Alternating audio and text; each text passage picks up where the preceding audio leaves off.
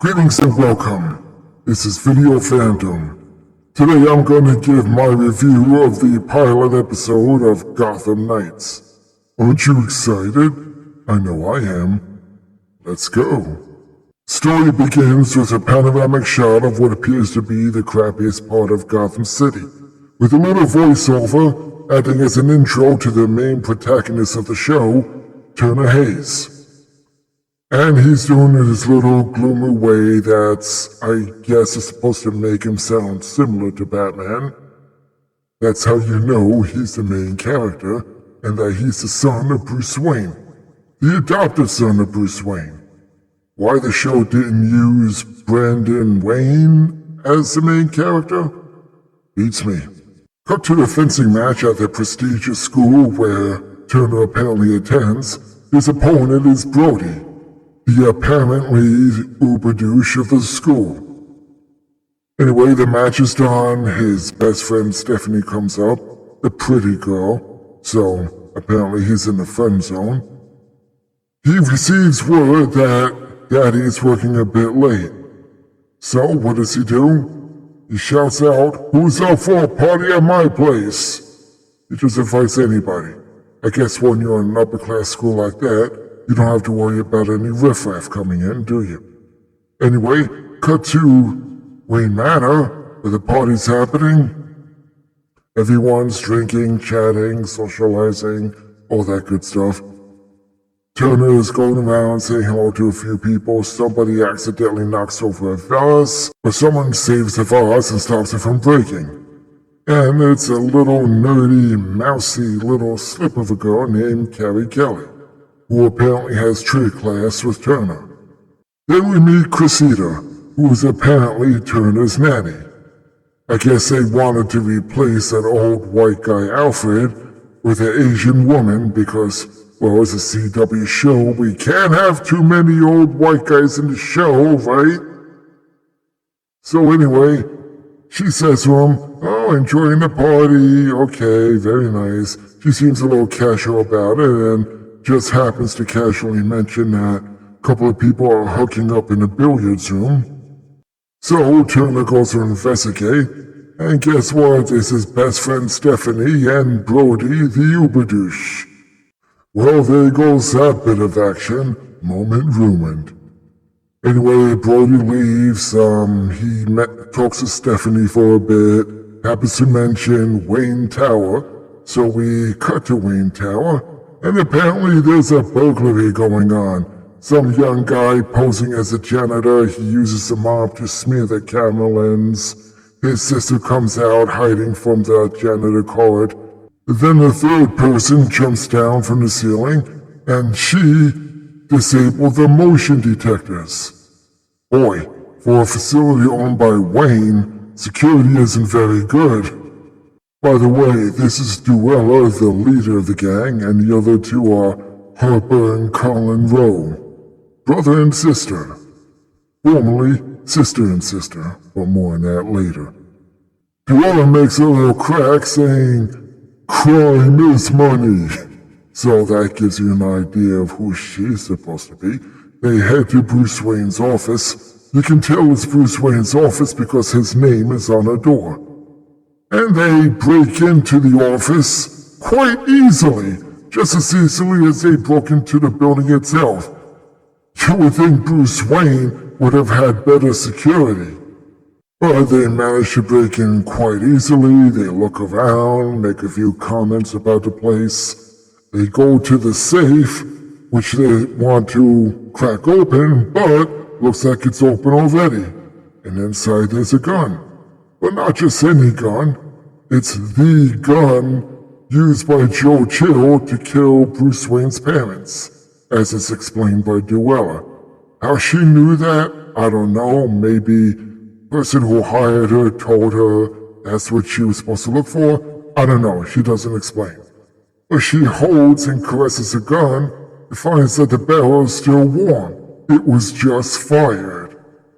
Next thing, they hear a helicopter outside and the light is shining, and that's when they notice a broken window and the words "a bat is dead." Yeah, I don't know why they didn't notice that when they first walked into the office either. And I guess, given that they were on a high floor, they should have felt some sort of draft, right? Should have been a bit cold in here, a bit drafty. But I guess there's no wind on the CW show? I don't know. So they rush to the window, look outside, look down, and they see the body of Bruce Wayne. And they realize they've been set up, so they run out of there. Well, Bruce Wayne done in, just like that. Bruce Wayne, the Batman, faced so many deadly enemies, and yet he got so easily taken out. You know, it wasn't enough for the CW to crap all over Batman and Batwoman. Now in this show, they're just killing them off altogether. You gotta love these Batman-themed shows where they totally disrespect Batman and the Batman lore. The police arrive.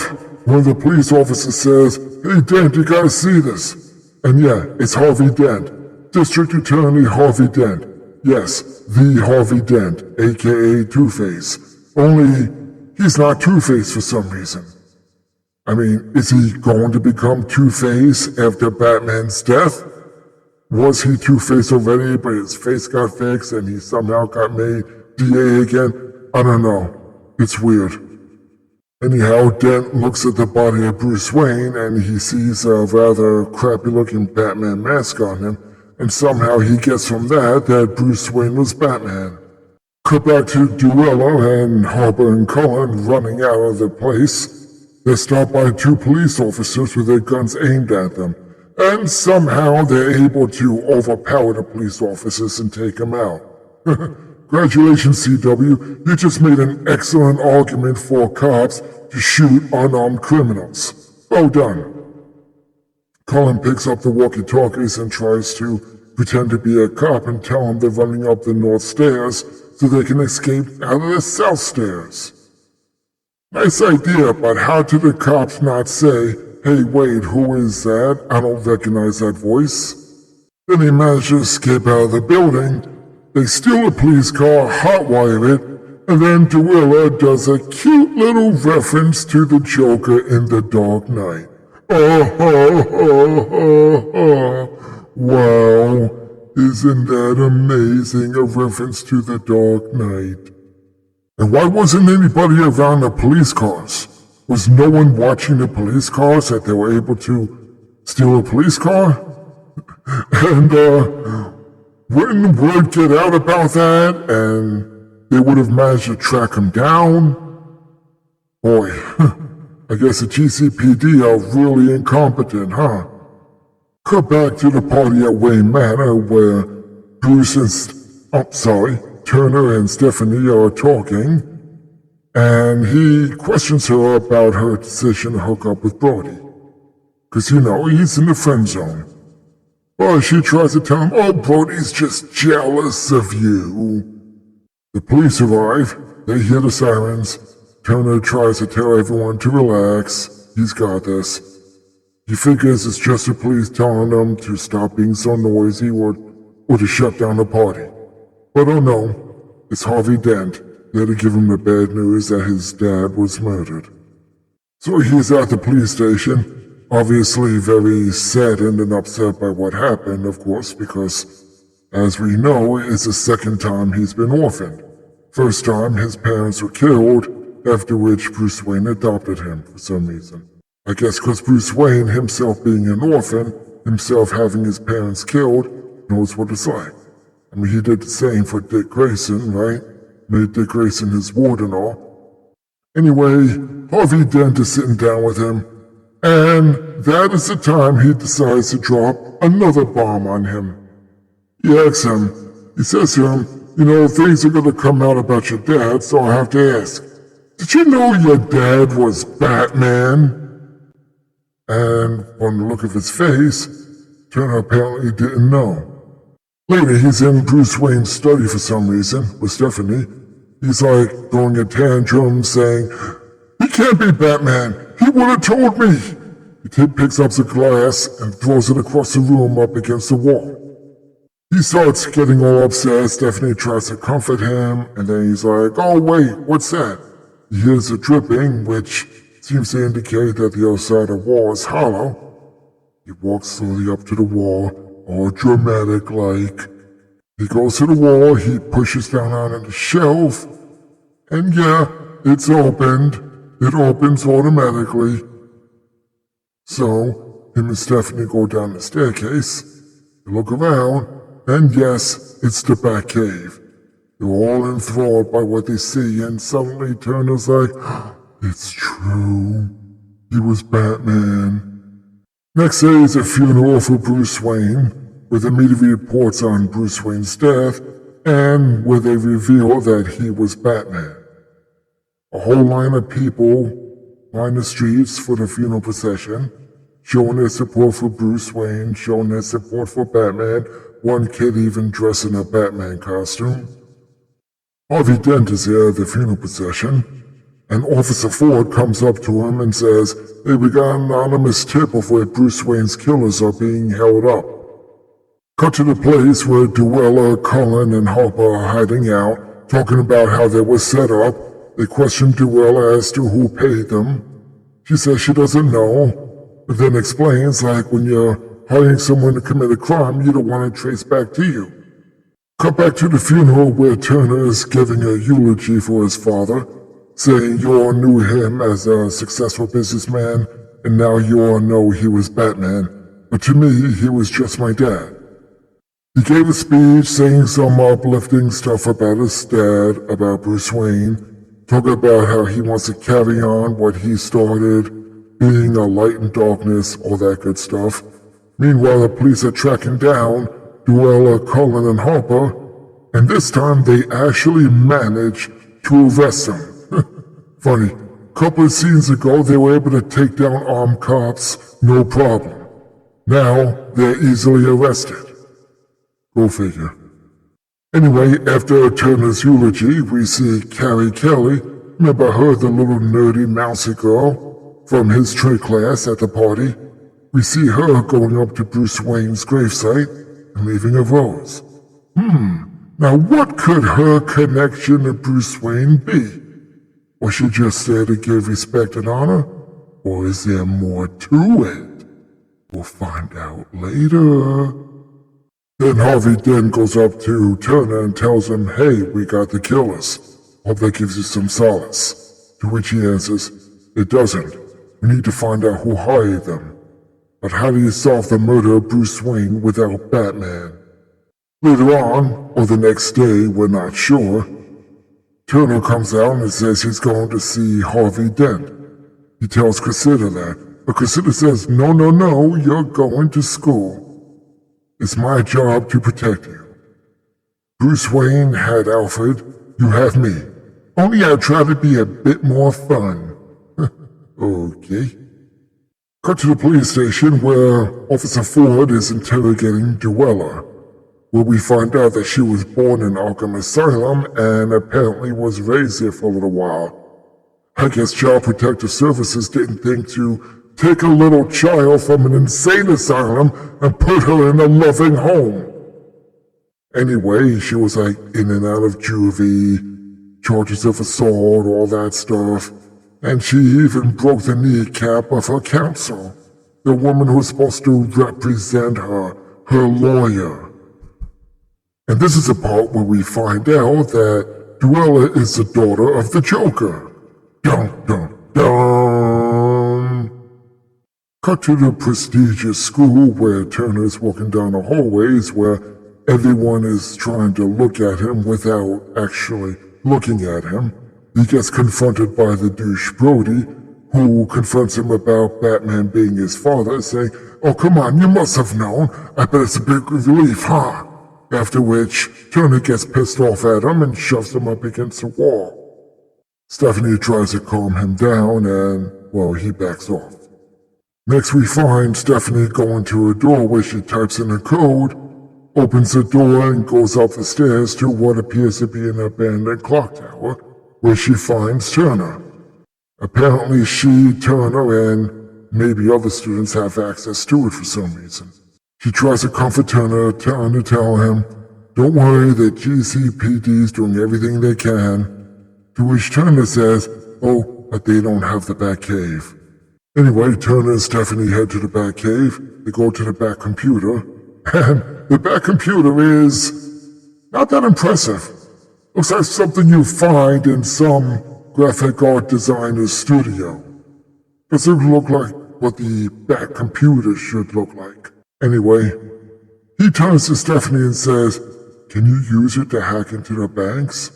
Because apparently Stephanie is a skilled hacker." We just learned that now. Oh, it's a CW show, and I guess every CW show has to have one hacker. So Stephanie's it. Stephanie's second term in the Batcave. She's barely even seen the Bat computer, yet she somehow knows how to use it. Knows all the passcodes and everything. So, you know, CW, Mary Sue, that sort of thing. Cut back to the police station where Harvey Dent and Officer Ford are interrogating Cullen and Harper Roan. Harper explains that Mommy left so Daddy started beating on her because she's bisexual. There it is. Gotta play the victim card, right? Uphold the victimhood status of the alphabet group. She then says that she had to get her and her brother out of there. To which Officer Ford says, "Your brother, huh? Because the birth certificate says," then Harvey Dent cuts him off and says, "Don't use his dead name." So Cullen is a transgender boy. This is how they let you know that these two are in the alphabet group. Because it's a CW, and they have to have their quota of alphabet group people. And they have to be victims. Oh, and Officer Ford had to be portrayed as a transphobe. That's how you know he's a bad guy, you see. Harper tries to cut a deal with Harvey Dent, saying, "I'll confess to killing Bruce Wayne, but you have to let my brother go." Harvey Dent tries to ask her, "Who hired you? Who paid you to kill Bruce Wayne?" She didn't know. So Harvey Dent says, "Then we don't have a deal." Go back to the Batcave where Stephanie is working on finding out who paid Duella and the Rose to kill Bruce Wayne. Or set them up anyway. While she's doing that, Turner sees a Batarang that's next to the keyboard for some reason. He's looking at it. He says to her, "Find out who paid them off. I'll do the rest." Which Stephanie has to be the quote-unquote voice of reason, saying, "No, I won't let you become a vigilante. Whatever we find, we turn into the GCPD." She manages to hack into the banks, but she traces the money that was paid to kill Bruce Wayne. And she finds out the money came from Turner Hayes' account. Oops, how'd that happen? So she said, "We better call the GCPD before the bank does." But too late, the bank already did, and now the police are here to arrest Turner. Now here's the thing. They arrest Turner, they haul him away in handcuffs, but he was safe in the Batcave. He could have just stayed hidden. So what did he do? How did the police get him? Did he give himself up? We don't know, because it just cuts to the scene where he's being hauled away by the police. The media, of course, wastes no time in reporting on it. They try to question Harvey Dent, but he gives him the "we're still investigating" speech. He gets into a limousine where there's a woman talking to him. We don't have a name, we don't know who she is yet, but she gives him some sort of speech about how this would be good for his campaign as mayor. So we're supposed to look at her and suspect her of something, I guess. Officer Ford is convinced that Turner is guilty. When Harvey Dent is meeting with Turner, he shows him a coin he found on Bruce. A coin with some sort of owl design on it. He asked if he knew what the coin was. Turner had no idea. Turner's then taken to a holding cell. And it just so happens to be the same holding cell where Duella, Harper, and Cullen are being held. They question him about hiring them, which of course he says he didn't hire them. Fight breaks out, cops come in, they start attacking the cops. Then Turner's hauled out of there. He requests to make his one phone call. Turner makes his one phone call. He doesn't call a lawyer. He calls his best friend, Stephanie. She even says to him, shouldn't you be using a one phone call to call a lawyer or something? Turner calls Stephanie to try to ask her to find out who set them up, who paid the money to the killers of Bruce Wayne. Because apparently Stephanie has all access to Bruce Wayne's home and to the Batcave. By the way, how come nobody bothered to look for the Batcave? I mean, everyone knows that Bruce Wayne is Batman now, so why is nobody looking for the Batcave? Why does only Turner and Stephanie know about the Batcave? Turner's taken to the paddy wagon, where they also have Duella, Harper, and Cullen, who are locked up there. They're being taken to Blackgate. Once the doors are shut, Duella tells Turner that the fight in the cell was just a ruse, so that they can take some items off the police officers with which to pick the handcuffs. Oh, but the punches are real, as well as the sentiments behind them. At least the ones directed at Turner. And apparently they figured out that he wasn't behind it all. They then share with Turner that they're being taken to Blackgate, where an accident is going to happen in which they all die. And that it's all part of the cover-up for the murder of Bruce Wayne, hence the escape plan. They're joined by a prison guard or two and by Officer Ford. During the ride, Harper and Cullen manage to pick their handcuffs off. They start taking out the guards and Officer Ford. Duella helps Turner get out of his cuffs. One of the guards pulls out a taser, but then his arm is grabbed and he manages to tase the driver. Turner grabs the wheel and causes the truck to turn over. The police cars that were escorting the truck all stop. Police officers get out with their guns drawn. The truck opens. Duella has a gun to Ford's head, holding him hostage. But then Turner gets between them and says, No, this is not the way. Bruce Wayne wouldn't want this. Duella tries to tell him that the cops are all in on it and they're going to kill him. Officer Ford attacks Turner from behind, grabs the gun, and says, Yeah, she's right. Sorry, nothing personal. He's about to shoot them, but then from out of nowhere, an RPG missile is launched and blows up one of the cop cars.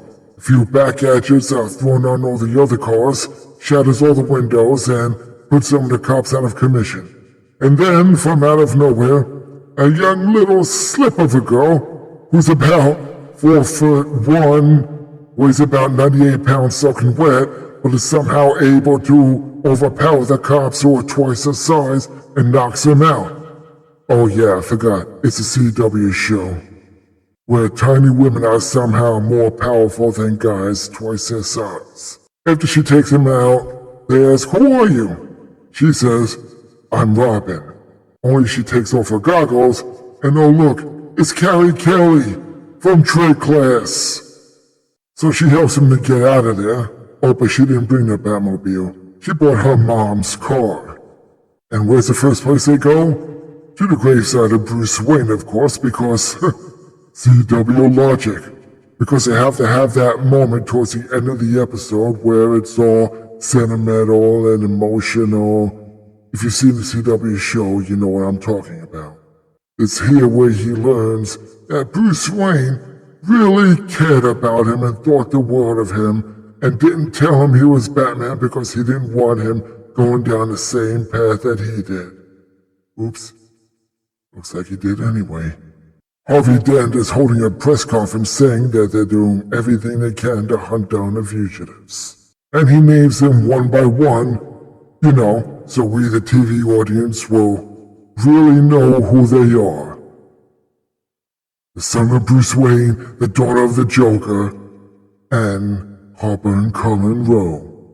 So now they're all hiding out at the clock tower where Turner and Stephanie were hanging out before. Carrie, aka Robin, reveals that she did some checking on Officer Ford, found out that although he is a dirty cop, he wasn't actually responsible for Bruce Wayne's murder. And that he was in fact just a pawn in a bigger plan. Cullen reveals that he swiped the watch from Officer Ford and looks pretty expensive, even for a dirty cop salary. Cruella looks at the watch and then says, "We should have let him kill us." Turner looks at it and says, "Oh, that's the same design as the coin Harvey Dent showed me." Cruella then explains that the design is from the Court of Owls, a secret society who really runs Gotham City. And apparently if you know who any of them are, you're dead. She explains that she heard about them in the halls of Arkham Asylum. You know, where she was growing up for some reason, because they just let children grow up in an insane asylum. She recites some poem about the Court of Owls. While Joel is reciting the poem, we see Cressida burning Bruce Wayne's last will and testament in the fire, and looking all suspicious. Then we see Officer Ford heading to his car, where he's stopped by someone looking like a ninja of some kind, who then beheads him. And that's how the show ends. Overall, very underwhelming. Looks like absolute crap. Yeah, I'll be amazed if the show lasts 6 episodes. But then again, it's a CW. I mean, they gave Batwoman 3 seasons, and that show is absolute excrement. Pretty sure they're gonna keep the show going, no matter how bad the ratings are, no matter how bad the writing is, no matter how bad the show itself is. But hey, that's okay. It'll give content creators like myself something to point and laugh at. Anyway, I hope you liked the video. If you liked this video, please click on the thumbs up button below, subscribe to this channel, click on the bell so you'll be notified of new videos, and be seeing you